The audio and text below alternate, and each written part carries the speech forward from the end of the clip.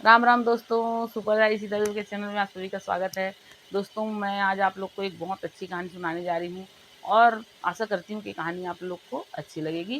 कहानी अच्छी लगे तो कमेंट में ज़रूर बताइए और मेरे इस चैनल में अगर आप नए हैं तो सब्सक्राइब कीजिए। ठीक है दोस्तों, चलिए मैं कहानी शुरू करती हूँ। कहानी है एक समय की एक समय ठंड का मौसम था, कड़ाके की ठंड पड़ रही थी और एक नगर में एक बूढ़े बाबा आए। उस नगर में वो पूरा नगर ठंड से इतना मतलब वो था, बहुत कड़ाके की ठंड थी। सब लोग अपना अपना खिड़की दरवाज़ा सब बंद करके और अंदर घर के अंदर थे। और वो बूढ़े बाबा, उनके पास ना ओढ़ने को था, ना तो कुछ था, मतलब वो भूख से भी तड़प रहे थे और ठंड से भी तड़प रहे थे। और हर किसी के दरवाजे में जाते आवाज़ लगाते, मुझे कोई खाने को दे दो, मुझे कोई एक कपड़ा ओढ़ने को दे दो, मुझे भूख भी लगी, मुझे ठंड भी लग रही है। वो हर दरवाजे में बोलते हैं लेकिन कोई सुनता नहीं, क्योंकि इतना कड़ाके का ठंड था। लोग खिड़की दरवाजा बंद कर करके अपने घर के अंदर थे, तो कोई किसी को आवाज़ सुनाई ही नहीं देता।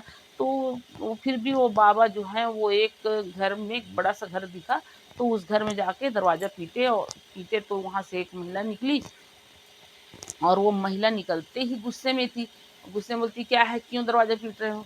वो बूढ़े बाबा बोले कि मुझे ना यहाँ से रोटी की खुशबू आई और मुझे बहुत तेज़ भूख लगी है, तो मैं वो रोटी की खुशबू सूंघते हुए यहाँ आ गया हूँ। मुझे एक रोटी दे दो खाने को, और मुझे बहुत ठंड लग रही है, तो मुझे थोड़ा-सा कोई कपड़ा दे दो कि मैं ओढ़ लूँ। तो बूढ़ी बोलती है, अच्छा, ये तुम्हारे लिए ही मैं रोटी बना रही हूँ। मैं रोटी तो बना रही हूँ लेकिन मैं अपने लिए बना रही हूँ, मैं तुमको नहीं दे सकती। और चलो जाओ यहाँ से, मेरे पास अभी टाइम नहीं है कुछ तुम्हारी बात सुनने और तुम्हारे को कुछ भी करने की। ऐसा बोलती है और उसके मुँह के ऊपर दरवाज़ा बंद कर देती है। वो बूढ़े बाबा जो हैं वो इधर-उधर देखते हैं, उनको कुछ समझ में नहीं आता, वो फिर चलने लगते हैं। ठंड तो इतनी थी कि उनको चलने की भी हिम्मत नहीं हो रही थी, लेकिन फिर भी अब मरता सो क्या ना करता।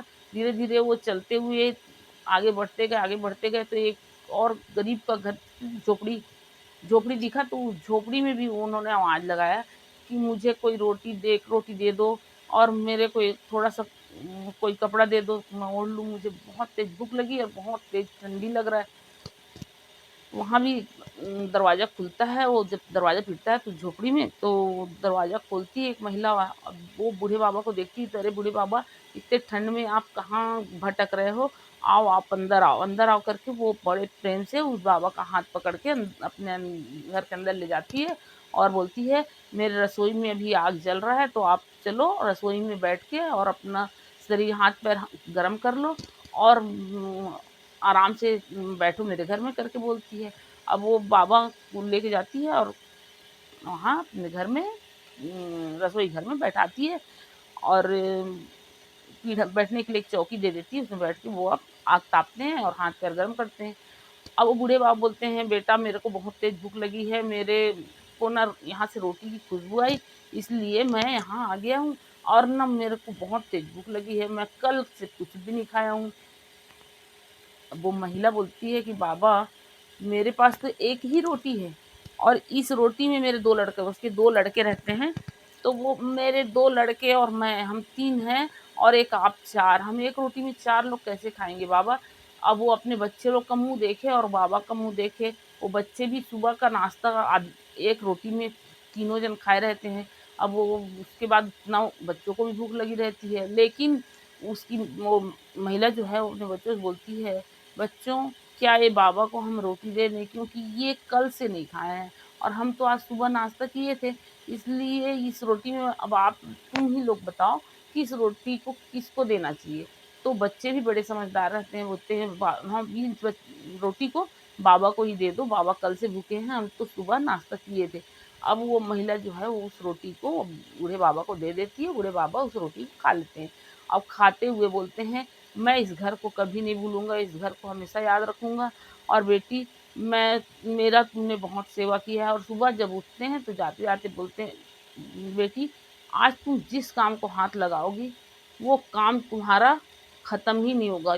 ऐसा आशीर्वाद देते हैं और चले जाते हैं। वो आशीर्वाद माँगती है, बोलती है, बाबा आप मेरे को ऐसा आशीर्वाद दे के जाओ कि मेरे को कुछ काम मिल जाए ताकि मेरे बच्चों को मैं खाना खिला सकूँ, क्योंकि अब कल से मेरे बच्चे भूखे हैं। तो वो बाबा यही आशीर्वाद देते हैं कि बेटी आज तुम जो काम करोगी ना वो काम करते ही रहोगी, वो काम खत्म ही नहीं होगा।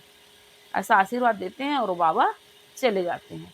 अब चले जाते हैं तो ये महिला बोलती है कि मैं अभी जाऊँ तो काम का कहीं मिलेगा, ढूँढूँगी, काम मिलेगा तब पैसा मिलेगा, तब कुछ ला के बनाऊँगी, तब मेरे बच्चे बहुत भूखे रह जाएँगे करके ना वो अपने उस घर में कपड़ा रहता है, शायद चद्दर जैसा कपड़ा रहता है, तो वो अपने बच्चों से बोलती है बेटा वो लाल कपड़ा लेके आओ, उसको मैं बेच के आऊँगी और उससे पैसा जो आएगा उससे मैं तुम लोग के लिए कुछ खाने का ले आऊँगी। तो बच्चे लोग वो कपड़ा को लाते हैं और वो काटने लगती है, तो वो कपड़ा को काटते जाती है, कपड़ा बढ़ते जाता है, वो काटती जाती है, बढ़ते जाता है। वो कपड़ा बढ़ते-बढ़ते सुबह से लेके शाम तक उसके घर में ढेर ही लग जाता है वो कपड़े का। वो कपड़ा खत्म ही नहीं होता है और वो कपड़ा रहता है 2 गज। सिर्फ़ 2 गज कपड़ा रहता है लेकिन वो काटते जाती है, बढ़ते जाता है, काटते जाती है, बढ़ते शाम तक के उसके घर में ढेर ही लग जाता है और उस कपड़े को बेच-बेच के उन लोग अमीर हो जाते हैं और बढ़िया घर-द्वार सब कुछ हो जाता है उनके यहाँ। वो कपड़ा बेच के वो पैसा आ जाता है, पैसे से फिर और पैसा, ऐसा करके उस पैसे से उनका परिस्थिति एकदम अच्छा हो जाता है। अब ये बात धीरे-धीरे, धीरे-धीरे फैलते-फैलते उस बड़े घर की महिला तक पहुँचता है जहाँ वो बाबा पहली पहली बार गए थे। अब वो बोलती है अरे वो आती है उनके यहाँ, बोलती है कैसे ये तुम्हारे घर में इतना कैसे बदलाव आ गया? वो बताती है कि ठंड के दिन में एक बाबा मेरे यहाँ आए थे और वो बाबा बहुत ठंड में काँप रहे थे और उनको बहुत तेज़ भूख लगी थी। उनको मैंने रोटी खिलाई, उन्होंने सुबह मेरे को आशीर्वाद दे के गए और उस दिन मैं जो कपड़ा काटना चालू की, तो कपड़ा खत्म ही नहीं हुआ। तो वो औरत को अब ऐसा लगे कि कब वो बाबा मिल जाए मेरे को और कब मैं उनसे ये आशीर्वाद ले लूँ। अब वो ऐसा दिन जाता रहा, वो समय निकलता गया और वो बाबा का इंतज़ार करती रही, लेकिन संजोगवश एक दिन वो बाबा फिर से आए और अब वो तो इंतज़ार में ही थी। तो बाबा को जैसे ही देखी वो दौड़ के बाबा बुलाई, "बाबा आइए, आज आप मेरे घर में आइए, आपकी मैं बहुत अच्छा खातिरदारी करूँगी, बहुत सेवा करूँगी, आप मेरे घर में ही रहिए।" ऐसा-वैसा करके वो बाबा को अपने घर में ले जाती है। एक चौकी देती है बैठने के लिए, उनको चाय गरम-गरम चाय देती है पीने के लिए, रोटी बना के देती है खाने के लिए, सब कुछ करती है और एक कपड़ा ओढ़ने के लिए दे देती है। उसके बाद बोलती है, "मैं गरीब इंसान जितना बन सकेगा उतना मैं आपका सेवा करूँगी" ऐसा-वैसा, अपना राम कहानी कहती है। अब सुबह जब वो बाबा उसको वो बोलती है कि बाबा मेरे को कुछ आशीर्वाद दे के जाइए आप, तो बाबा बोलते हैं बेटा मैं तुमको मैं इस घर को कभी नहीं भूलूँगा और तुमको मैं आशीर्वाद देता हूँ कि आज सुबह से जो काम तुम हाथ लगाओगी वो मतलब वो तुम्हारा काम खत्म ही नहीं होगा। तो वो रात को ही आशीर्वाद देते हैं कि बेटा कल सुबह से जो तुम काम हाथ पकड़ोगी, वो काम तुम्हारा खत्म ही नहीं होगा।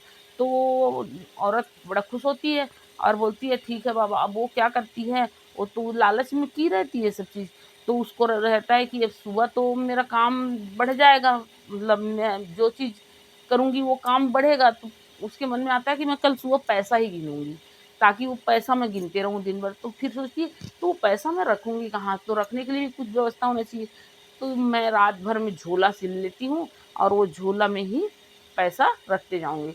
तो वो क्या करती है, कपड़ा काट-काट के और झोला सिलना चालू करती है। अब उसको इस चक्कर में पता ही नहीं चलता कब सुबह हो जाता है और वो काटते-काटते में ही सुबह हो जाता है। जैसे ही सुबह हो जाता है तो काटते अब वो सुबह हो गया, तो वो काटते ही रह जाती है दिन भर।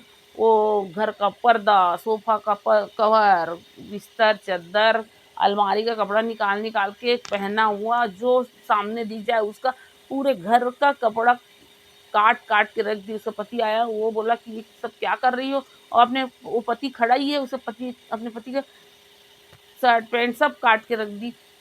और उसका पति अब उसको डाँट रहा है कि तुम क्या कर रही हो? क्या नौटंकी पूरा घर को काट के रख दी करके। बोलती है अरे मैं क्या करूँ? ये मेरा हाथ रुक नहीं रहा है, मेरे हाथ से कैंची छूट नहीं रहा है। मैं क्या करूँ? अब और चिल्लाए, कैंची रुक जा कैंची रुक जा, मेरे हाथ रुक जा।